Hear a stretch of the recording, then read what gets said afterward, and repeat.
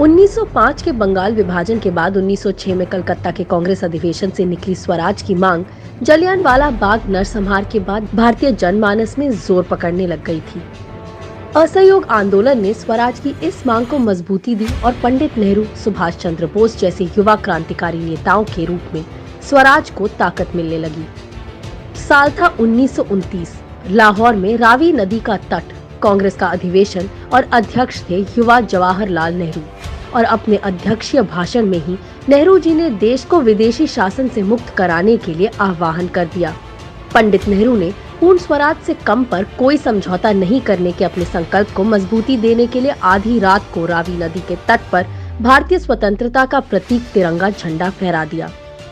लाहौर के इस अधिवेशन से 26 जनवरी 1930 को प्रथम स्वाधीनता दिवस के रूप में देश भर में तिरंगा झंडा फहराया जाने का संकल्प निकला।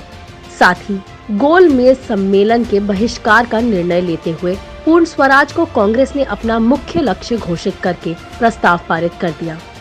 गांधी जी सहित तमाम दिग्गज कांग्रेसी नेताओं ने पूर्ण स्वराज की मांग के समर्थन में देशव्यापी सविनय अवज्ञा आंदोलन छेड़ने का निर्णय लिया। आजादी के लिए कोई भी बलिदान देने को तैयार जनता का भारी संख्या में हिस्सा लेना लाहौर अधिवेशन की बहुत बड़ी विशेषता रही। इससे उत्साहित पंडित नेहरू ने स्पष्ट शब्दों में कह दिया था, हमारा लक्ष्य सिर्फ स्वाधीनता प्राप्त करना है, हमारे लिए स्वाधीनता है पूर्ण स्वतंत्रता। 1929 के लाहौर कांग्रेस अधिवेशन में ली गई पूर्ण स्वराज की शपथ लगभग 17 साल बाद 15 अगस्त 1947 को पूरी हुई। लेकिन पूर्ण स्वराज की इस यात्रा में हमारे पूर्वजों ने अनगिनत बलिदान किए, अंग्रेजों के अत्याचार सहे।